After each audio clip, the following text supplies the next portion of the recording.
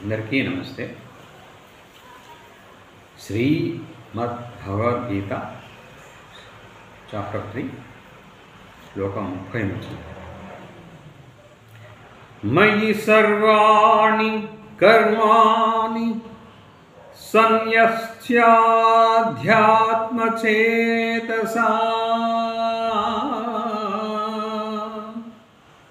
నిరాశీర్నిర్మమో భూత్వా యుధ్యస్య విగతజ్వరః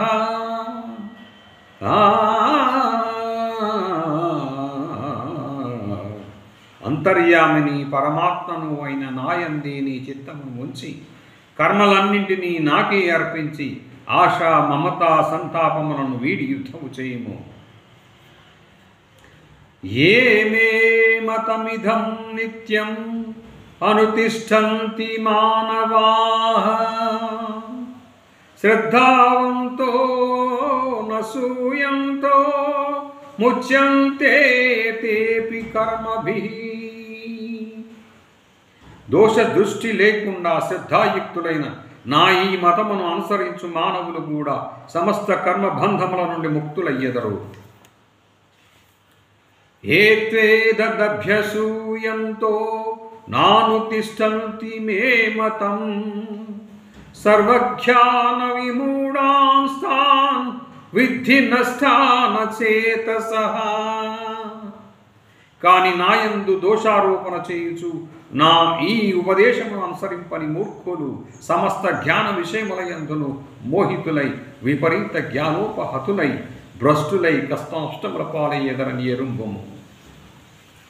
సదృశం చేష్టతే సస్యాః ప్రకృతేః జ్ఞానవానపి ప్రకృతిం యాంతి భూతాని నిగ్రహ కిం కరిష్యతి. సమస్త ప్రాణులను తమ తమ ప్రకృతులను అనుసరించి స్వభావమునకు లోబడి కర్మలు చేయుచుండును. జ్ఞానియు తన ప్రకృతిని స్వభావమును అనుసరించి క్రియలను ఆచరించును. ఎవరైనను పట్టుబట్టి కర్మలను ఎట్లు త్యజింపగలరు? ఇంద్రియస్యేంద్రియ స్వార్థే రాగద్వేషౌ వ్యవస్థితౌ తయోర్న వశమాగచ్చేత్ తౌ హ్యస్య పరిపంథినౌ. ప్రతి ఇంద్రియార్థమునందును ప్రతి ఇంద్రియ విషయమునందును రాగద్వేషములు దాగి ఉన్నవి. మనుష్యుడు ఈ రెండింటికి నీ వశము కాకూడదు. ఏలనన ఈ రెండే మానవుని శ్రేష్ఠకు విఘ్నకారకములు, మహాశత్రువులు.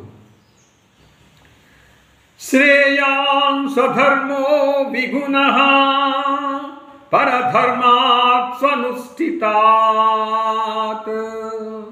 స్వధర్మే నిధనం శ్రేయః పరధర్మో భయావహ పరధర్మో భయావహ.